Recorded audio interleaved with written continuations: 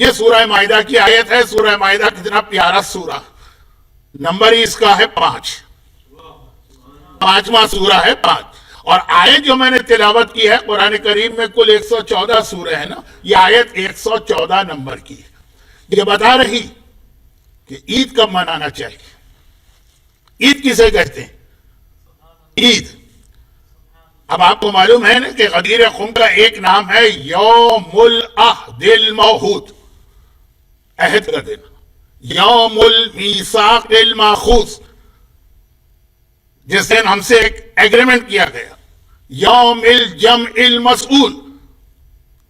یہ سارے غدیر کے الگ الگ نام ہیں. چوتھا نام ہے العید الاکبر, کائنات کی سب سے بڑی عید العید الاکبر. اب عید کہتے کسے؟ عید اکبر کا تو ہم بعد میں تذکرہ کریں گے, پہلے تو عید اصغر یعنی عید کہتے کسے؟ وہ حضرت عیسیٰ کے حوالے سے سورہ مائدہ میں آیا. دیکھیے الیوم اکملت لکم دینکم کی آیت بھی سورہ مائدہ, یا ایھا الرسول بلغ ما انزل الیک کی آیت بھی سورہ مائدہ, وابتغوا الیہ الوسیلہ کی آیت بھی سورہ مائدہ, اور جو میں نے 5 مجلسیں پڑھی پچھلی تعاونوا علی البر والتقوی وہ بھی سورہ مائدہ ہے. اور نمبر بھی اس کا نمبر 5 یعنی بہترین سوروں میں سے ایک ہے, اگرچہ قرآن کا اور سورہ بہترین. اب 114 نمبر کی آیت ہے. عیسیٰ بتا رہے عید کسے کہتے ہیں. فارسی کا ایک محاورہ ہے, فکر ہر کس بقدر ہمت اوست. ہر آدمی کی جتنی اپنی کیپیسٹی یا ہمت ہوتی ہے اتنا ہی وہ سوچتا. بچے سے پوچھو تمہیں کیا چاہیے, وہ کہے گا کہ مجھے کٹ کیٹ چاکلیٹ چاہیے. آپ سے پوچھے تو آپ کہیں گے آپ کو BMW چاہیے. تو خیر ہر ایک کی اپنی ہمت. عیسیٰ کے حواری 12 وہ حضرت عیسیٰ سے ایک ریکویسٹ کر رہے ہیں. اب قرآن کہتا ہے پورے قرآن میں لفظ عید صرف ایک دفعہ آیا ہے, اور وہ اس آیت میں قال عیسی ابن مریم. مریم کا بیٹا عیسیٰ کہہ رہا ہے اللہم ربنا انزل من السماء مائدہ, اے خدا ربنا اے ہمارے پالنے والے آسمان سے نازل کر ایک مائدہ. اور اسی آیت کی وجہ سے پورے سورے کا نام سورہ مائدہ پڑا. مائدہ مانے دسترخوان. اے خدا آسمان سے ایک دسترخوان نازل کر, کیونکہ اس سے پہلے والی آیت تھی کہ حواری کہہ رہے ہیں کہ ہمیں ایک دسترخوان چاہیے. عیسیٰ نے اپنے حواریوں کی خواہش آگے پہنچا دی. اس میں سے 12 میں سے 11 تو کم از کم بالکل ٹھیک تھے نا, دھوکہ تو ایک نے دیا وہ بھی بہت آگے جا کر آگے پہنچا. انزل من السماء مائدہ, ہمارے لیے آسمان سے دسترخوان نازل کر. یہ دسترخوان کیوں نازل کر کہ تکون عیدہ, جب تو یہ دسترخوان نازل کرے گا یہ ہمارے لیے عید بنے گی. لأولنا و آخرنا, ہمارے پہلے سے لے کے آخر تک ہمارے پورے گروہ کے لیے یہ عید بنے گی. کب؟ جب آسمان سے دسترخوان نازل ہوگا. کیا مطلب دسترخوان کا؟ اللہ کی ایک نعمت نازل ہوگی. وآیۃ منک, یہ ہمارے لیے عید بھی بنے گی, یہ تیری ایک نشانی بھی ہوگی. ورزقنا, اور ہم کو روزی بھی ملے گی. وانت خیر الرازقین, اور تو بہترین روزی دینے والا. عید عید حضرت عیسیٰ کے حواری ایک نعمت مانگ رہے ہیں, اور عیسیٰ کہہ رہے کہ اے خدا اگر تو نے یہ نعمت ہمیں دے دی وہ دن ہمارے لیے عید کا دن ہوگا. جب ایک نعمت کے ملنے پر جو ایک دسترخوان ہے وہ دن عید قرار پاتا ہے, تو جسے کائنات کی سب سے بڑی نعمت مل جائے وہ مومنین اگر عید اکبر نہ منائیں تو حق ادا نہیں کر پائیں گے قرآن کا. عیسیٰ نے بتایا عید کب منائی جاتی ہے؟ جب آسمان سے کوئی نعمت نازل ہو. دنیا کی بات نہیں, آسمان سے نعمت نازل ہو عید مناؤ. ایک نعمت کے ملنے پہ عید, وہ تو نعمت کبریٰ ہے, وہ تو نعمت عظمیٰ جو آج صاحبان ایمان کو ملی. اور پھر کہا کہ یہ جو تو ایک نعمت نازل کرے گا یہ ایک آیت بنے گی تیری, من کا, تیری آیت اللہ.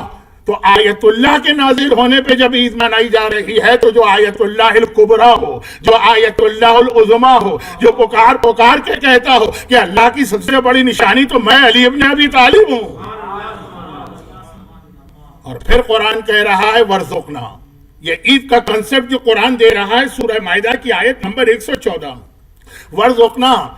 اور یہ جو ایک نعمت تو نازل کر رہا ہے آسمان سے, اس سے ہمیں رزق ملے گا.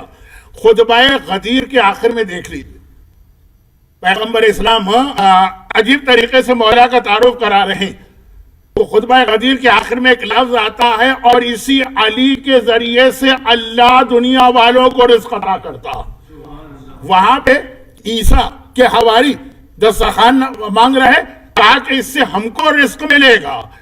عیسیٰ کے حواریوں کو رزق مل رہا ہے، اور علی وہ ہے کہ وہ بے یمن ہی روزق الورا، خالی ایک گروہ کو رزق نہیں ملتا ہے، کائنات کی ساری مخلوقات کو رزق ملا کرتا ہے علی کے وسیلے اور علی کے واسطے. لیکن خاص جس لفظ کی وجہ سے میں نے پوری آیت کی تلاوت کی وہ عید. یہ بتایا عید کب منائی جاتی؟ جب اللہ کی طرف سے ایسی نعمت آپ کو ملے جو اول سے آخر کے لیے ہو، جس کے ذریعے سے آپ کے رزق کا اہتمام ہو رہا ہو، اور جو اللہ کی نشانی بنے، اس کو عید کہتے ہیں. اب آئیے اس عید کو ذرا سا، یہ ہوگا غدیر کا وہ پیغام جو وہاں سے شروع ہوگا جہاں پہ 2 دن سے علماء اور ذاکرین نے اپنی بات پہنچائی ہے. مگر اس سے پہلے ایک چھوٹی سی بات. قرآن نے کہا کہ نعمت کہاں سے نازل ہوئی؟ قرآن نے کہا کہ عید منانے کے لیے اللہ کی نشانی کہاں سے آئی؟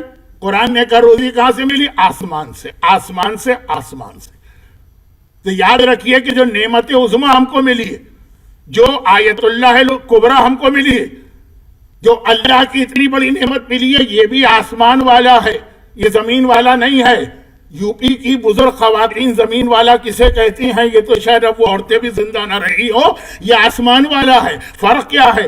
آسمان والا غدیر میں ملتا ہے، زمین والا سقیفہ میں ملا کرتا. یہ جس کے حوالے سے بات کی جا رہی ہے، آسمان والا، آسمان والا. اور دیکھیے اسی لیے مولا پکار کے کیا کہتے ہیں؟ مجھ سے سوال کرو اس سے پہلے کہ میں تمہارے درمیان نہ رہوں، کیونکہ میں زمین کے راستوں سے زیادہ آسمان کے راستوں کو جانتا ہوں. آپ جہاں سے آئے ہیں، جس علاقے سے آئے ہیں، وہاں کے راستے آپ زیادہ جانتے ہیں نا. جو حیدرآباد کے مومنین حیدرآباد کے راستے جانتے ہیں، کراچی والے کراچی کے جانتے ہیں، جہاں کا آدمی ہو وہیں کے راستے زیادہ جانتا ہے. قرآن کہہ رہا عید کب مناؤ؟ جب آسمان سے تمہیں نعمت ملے.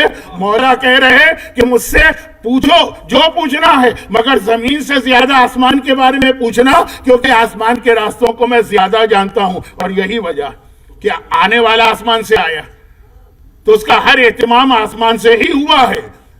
بھائی جب اس کی ولادت کا وقت آ رہا ہے، مدد کے لیے مکے کی عورتیں نہیں آئی ہیں، مدد کے لیے بنی ہاشم کی عورتیں نہیں آئی ہیں، مکے کے لیے آسمان سے اتر کے عورتیں آئی ہیں. اور جب بچہ پیدا ہوا اسے کپڑے میں لپیٹا گیا، وہ کپڑا بھی کہیں ابو طالب کے گھر سے نہیں آیا ہے، وہ آسمان سے آیا ہے. اور جب اس کے لیے پہلی غذا کا انتظام ہوا، کوثر کا جو پانی جام میں لے کے حوا آئی تھی، وہ بھی یہ دنیا کے حتی زمزم کا چشمہ بھی نہیں تھا، وہ بھی آسمان ہی سے آیا ہے.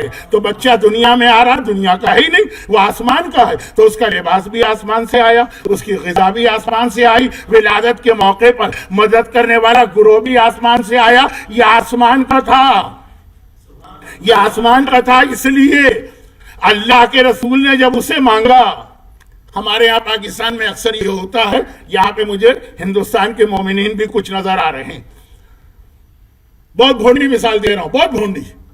کبھی کبھار ایسی بھونڈی باتیں مجھ سے بھی سن لیں، دوسروں سے تو آپ ممبر پہ جھکتے سننے کی عادی بن ہی گئے. ایک زمانے میں ہمارا ممبر علم تھا، حکمت تھے، قرآن تھا، حدیث تھا. آج کل جھکتے ہیں. اب یہ جھکتوں کو میں سمجھا نہیں پاؤں گا اسے کیا کہتے ہیں، یہ پنجابی زبان کا لفظ ہے. تو ایک آدھ بات مجھ سے بھی سن لیں کہ اللہ کا رسول دیکھیے آسمان کے سپاہی، آسمان سے آیا. قرآن نے کہا عید کس کے لیے کب منانا؟ جب آسمان سے آئے اللہ کی نعمت. پاکستان میں انہوں نے کہا کہ ہمیں امریکہ سے مدد چاہیے، کانٹیکٹ کیا امریکہ سے. چلے آج کل تو خیر کمیونیکیشن بہت فاسٹ ہو گیا اور کووڈ نے تو ہر چیز کو آن لائن ڈال دیا ہے، لیکن عام طریقے سے فوری مدد چاہیے تو کیا ہوتا؟ تو پاکستان کا ڈیلیگیشن خود واشنگٹن گیا ہے اور وہاں جا کے اسٹیٹ ڈپارٹمنٹ سے کانٹیکٹ کر رہا. اتنا وقت نہیں ہے، فوری مدد چاہیے نا. تو اب یہ نہیں ہے کہ اب ہم کراچی میں پاکستان میں بیٹھے ہیں اور کراسپونڈنس ہو رہی ہے اور خط بھیجے جا رہے ہیں، نہیں. اب ڈیلیگیشن خود وہاں گیا جہاں سے مدد چاہیے. یہ آسمان والا ہے، یہ اللہ کی نعمت آسمان سے آئی. جب عیسیٰ نے کہا کہ عید اسی وقت مناؤ، اسی لیے پیغمبر نے زمین میں بیٹھ کے نہیں مانگا، پیغمبر خود آسمان پر گئے شب معراج، ایک مرتبہ کہہ رہے وَاجْعَلْ لِي مِن لَدُنْكَ سُلْطَانًا نَصِيرًا، اے خدا مجھے ایک مددگار عطا فرما۔ یہ درخواست زمین کی نہیں ہے، یہ ساتویں آسمان پر عرش الہی پہ جا کے درخواست دی گئی ہے، کیونکہ وہ آسمان والا ہے، وہ آسمان سے آیا، اس کا ہر انتظام آسمان سے ہو رہا ہے۔ حتیٰ یہ ابھی تک تو ہمارے یہاں یہ ہے۔ اب یہ جو میں مثال دے رہا ہوں یہ بھی ذرا بھونڈی سی مثال ہے۔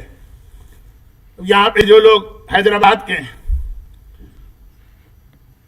آپ کی اگلی نسل تو نہیں ہوگی، وہ تو کہے گی ہم اوزی ہیں، لیکن ابھی حیدرآباد کے شادی کا وقت آتا ہے تو آپ کی پہلی خواہش یہ ہوتی ہے کہ جہاں کی آپ ہیں نا وہیں کی لڑکی آپ کو میرے حیدرآباد کی ہو تو کیا کہنا، کراچی والا ہے تو وہ کراچی کی لڑکی ڈھونڈتا، اور پنجاب والا ہے تو پنجاب کی لڑکی ڈھونڈتا ہے، نیچرل اور فطری بات۔ اب چونکہ یہ اللہ کی نعمت آسمان سے آئی، جب شادی کا موقع بھی آیا تو دنیا کے رشتے نہیں لیے گئے، رشتہ بھی آسمان سے آیا، نکاح بھی آسمان پہ پڑا گیا، برات بھی آسمان سے آئی۔ وہ اونٹ کو چلانے والے جبرائیل تھے، ہانکنے والے میکائیل تھے، براتی کے طور پہ 70,000 حوریں تھیں، آسمان سے آیا۔ اور یہی وجہ پیغمبر کی حفاظت کر رہا ہے وہ آسمان سے آ کر، کیونکہ پیغمبر نے معراج کی رات سدرۃ المنتہا کے آگے جا کر اس سپاہی کو مانگا تھا نا، لیکن آیا آسمان سے ہے، آسمان سے آیا۔ ابھی آج کل افغانستان میں ایک بہت بڑا مسئلہ بن گیا۔ دیکھیں میں عام طور پر اس قسم کی مثالیں دیتا نہیں، لیکن جب میں دیکھ رہا ہوں کہ ہر ایک دے رہا ہے اور آپ لوگ لوٹے جا رہے ہیں ان مثالوں پہ، تو ایک آدھ جملہ کہنے کا مجھے بھی حق ہے۔ معلوم ہوا کہ وہ اتنا اسلحہ اور اتنی چیزیں امریکن فورسز اس کو واپس لے جانا، وہ پاکستان سے انہوں نے راستہ بھی مانگا اور کیسے اس کو لے جائیں، وہ ایک بہت بڑا پروسیس۔ کہا کیوں؟ کہا کہ جب یہ لوگ آئے تھے نا تو امریکہ سے آئے تھے، جو افغانستان میں امریکن فورسز، ان کا سارا اسلحہ وغیرہ بھی وہاں سے آیا، ساری چیزیں ان کے لیے وہاں سے آ رہی تھی۔ کھانے پینے کی تو میں مثال ہی نہیں دیتا ہوں، لیکن اسلحہ۔ اب آسمان کے سپاہی آیا، پیغمبر کی حفاظت کر رہا ہے، احد کا میدان ہے، اس کے ہاتھ سے 9 تلواریں ٹوٹ گئی ہیں، آخری مرحلہ وہ آ گیا کہ اس کے پاس کوئی تلوار بھی باقی نہیں رہی ہے، پیغمبر کی کمر میں تلوار لٹک رہی ہے۔ یا رسول اللہ یہ آپ کی حفاظت کر رہا ہے، آپ کے پاس تلوار ہے، اس کے پاس تلوار نہ رہی، اپنی تلوار دیجئے۔ کہیں گے یہ میرا سپاہی ہے ہی نہیں کہ میں اپنی تلوار دوں، یہ آسمان سے آیا ہے تو اس کی تلوار بھی آسمان سے نازل ہوگی، اور لا فتح الا علی، لا سیف الا ذوالفقار کے ساتھ نازل ہوگی۔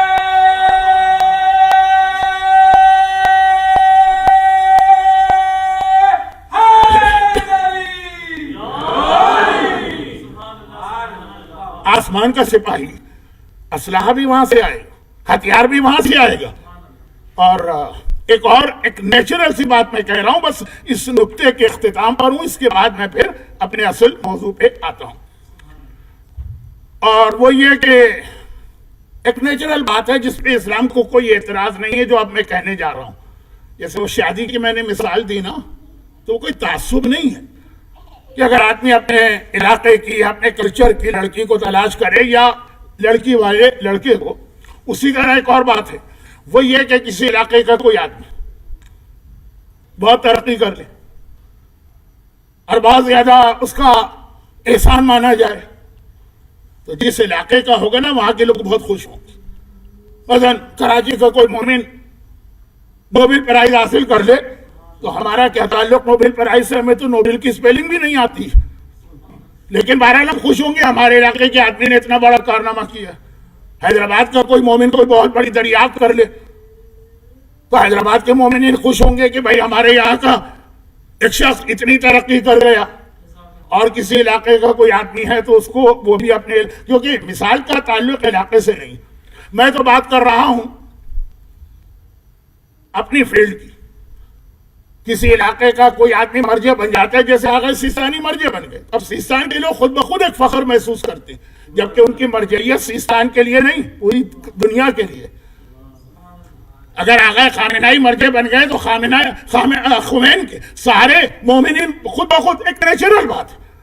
شاعری کی دنیا کے اندر بھی اب جس وقت ہمارے برادر محترم اسلام کلیم صاحب کے دادا کا تذکرہ ہوتا ہے، نسیم امروہوی صاحب.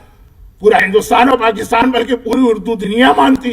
امروہے کے لوگ خود بخود خوشی محسوس کرتے ہوں گے. فطری بات ہے نا کہ جس علاقے کا آدمی ترقی کر جائے، چاہے اس کا تعلق بعد میں ساری دنیا سے ہو جائے، جہاں سے آیا ہے وہاں کے لوگوں کو خود بخود خوشی ہوگی. چنانچہ یہ آسمان سے آیا.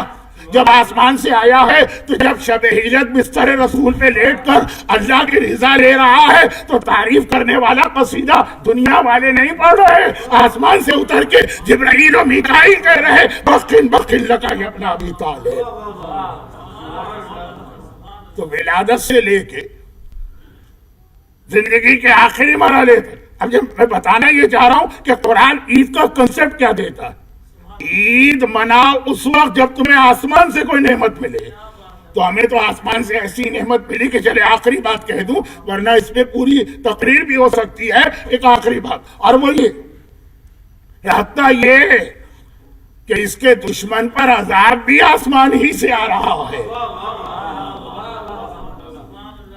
باقی انبیاء کے اندر آپ دیکھ لیجئے جن قوموں پہ عذاب آیا ہے 99% یا وہ عذاب دنیا سے آیا اور یا پھر زیادہ سے زیادہ بادلوں تک. مگر ایک عذاب ایسا ہے جو براہ راست آسمان سے آ رہا ہے. مانگنے والے نے بھی عذاب مانگا آسمان سے تھا، اسے بھی پتا تھا کہ یہ آسمان کا سپاہی ہے، یہ آسمان سے آنے والا ہے. حارث ابن نعمان فوری کا واقعہ کس کو نہیں معلوم. دو باتیں اس واقعے کے حوالے سے ایسی میں بتا رہا ہوں جو اس پیغام غدیر ہی کو واضح کر رہی ہیں. اچھا، پیغام غدیر ہے کیا؟ میں ابھی عید پر آ رہا ہوں. عید کا پیغام مکمل نہیں. غدیر کیا ہے؟ عید الاکبر، سب سے بڑی عید. لیکن پہلے یہ بات پوری ہو جائے، اس کے مخالف کا عذاب بھی آیا تو آسمان سے آیا. اور اس کے لیے میرے پاس اسرائیل کی بہت مثالیں ہیں. یہودیوں پر جرمنی میں جو ظلم ہوا تھا، ہولوکاسٹ، میں اس کی تفصیل میں نہیں جا رہا. جن نے ظلم کیا تھا وہ کہیں بھی جا کے چھپے. یہودی اس کو پکڑ کے لائے ہیں وہاں سے. ارجنٹائن کا 1961 کا واقعہ تو مشہور ہو گیا ہے، لیکن اس کے علاوہ بھی. تو اب یہ جو کہ آسمان والا ہے، جس نے اس کی مخالفت کی اس پر عذاب بھی آسمان والے نے بھیجا، آسمان سے آ رہا. اور ایک بات سن لیجئے گا، ابھی اصل میسج باقی ہے عید. لیکن مولا کی ولایت کا اعلان پیغمبر نے اپنی 23 سال کی زندگی میں واضح طور پر صرف 2 بار کیا. ایک دعوت ذی الشیرہ میں اور غدیر خم کے میدان میں. باقی ان دونوں کے بیچ میں علی کی فضیلت، علی کی محبت، علی کا اسلام سے تعلق، مومن کا علی سے تعلق، مومن منافق کی پہچان، جنت کا دار و مدار، یہ سارے پیغامات مختلف طریقے سے دیے. مگر تو میرا جانشین ہے، وسیع ہے، ولی ہے، یہ صرف 2 مرتبہ اعلان ہوا. پہلا دعوت ذی الشیرہ میں کھل کے بالکل، اور آخری دوسری بار غدیر کے میدان. اور دونوں بار اس اعلان پہ اعتراض ہوا. دعوت ذی الشیرہ میں اعتراض کس نے کیا؟ ابو جہل نے کیا. غدیر خم میں اعتراض کس نے کیا؟ حارث ابن نعمان نے کیا. اور اس اعتراض میں ایک پہلو آ رہا. ابو جہل نے جب دعوت ذی الشیرہ میں اعتراض کیا تھا، پیغمبر نے کہا نا، جب علی نے کہا کہ انا ناصر یا رسول اللہ، میں آپ کا مددگار ہوں، پیغمبر نے کہا تو پھر انت وصی و خلیفتی، تو میرا وصی بھی ہے، جانشین بھی ہے، خلیفہ بھی ہے. جب پیغمبر نے یہ وعدہ کیا، ابو جہل غصے کے عالم میں کھڑا ہو گیا، بائیکاٹ کر کے جانے لگا. یہ بائیکاٹ بھی ایک عجیب ہمارے یہاں سسٹم بن گیا. غصے کے عالم میں بائیکاٹ کر کے جانے لگا، لیکن جاتے جاتے ایک جملہ کہہ گیا. ابو طالب کو دیکھا اور کہا، ابو طالب تم ہی کو اپنے بیٹے کی اطاعت مبارک ہو. سوال یہ ہے کہ آخر ابو طالب سے کہنے کی کیا ضرورت تھی؟ ابو طالب تو اسلام قبول ہی نہیں کیا تھا. وہ تو ابو جہل کے عقیدے پہ تھے، بقول لوگوں کے، وہ تو اس کے عقیدے پہ تھے. تو ابو طالب کیوں اطاعت کرتے علی کی؟ علی کی اطاعت تو وہ کرے گا نا جو پیغمبر کا کلمہ پڑھ چکا ہو. پیغمبر نے کہا نا تو میرا وصی ہے، تو میرا جانشین ہے. تو ابو جہل کا جملہ بتا رہا ہے کہ ابو جہل تک کو پتا ہے کہ ابو طالب ایمان لا چکے ہیں. وہ ابو جہل ہے جو ابو طالب کے ایمان کو مان رہا، اور یہ آج کا مسلمان ہے جو ابھی تک ابو طالب کے ایمان پہ شک میں پڑا ہوا. دعوت ذیل شیرہ میں پہلی بار کھل کے علی کی ولایت کا اعلان ہوا، اور وہیں یہ واضح ہو گیا کہ ابو طالب کے ایمان کو تو عالم کفر بھی مانتا. اور دوسرا ولایت کا اعلان ہوا غدیر خم میں. حارث بن نعمان نے کیا کہا ہر ایک کو معلوم ہے، اور بس یہیں پہ میری گفتگو کا پہلا حصہ مکمل ہوگا. یہی تو کہا ہر ایک کو واقعہ معلوم ہے، میں کیسے اس واقعے کو دہراؤں جو اتنا مشہور ہے. یہی تو کہا کہ اے محمد تو نے کہا اللہ ایک ہے، ہم نے مان لیا. تو نے کہا کہ میں رسول ہوں، مان لیا. تو نے کہا نماز ہے، ہم نے عمل کیا. روزہ ہے، ہم نے عمل کیا. زکوٰۃ ہے، ہم نے عمل کیا. حج ہے، ہم نے عمل کیا. آخر میں جاتے جاتے تو اپنے بھائی کو ہم پر مسلط کر کے جا رہا. یہ تیری طرف سے ہے کہ اللہ کی طرف سے؟ واقعہ ہر ایک کو معلوم. اور جب پیغمبر نے کہا یہ اللہ کی طرف سے ہے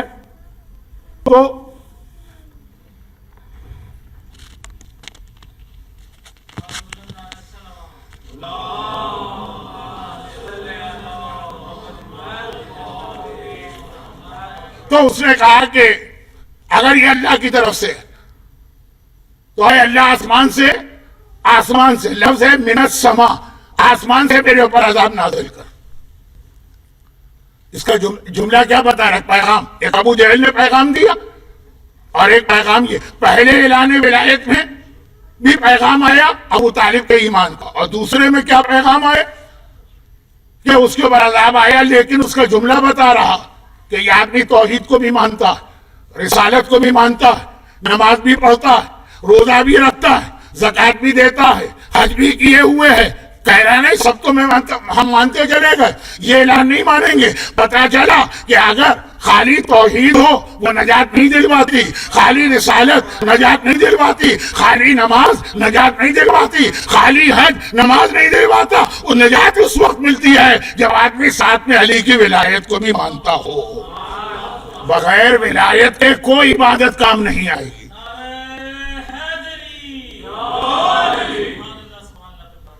خطیب اکبر مولانا مرزا محمد اطہر صاحب کا ایک جملہ بہت مشہور ہے.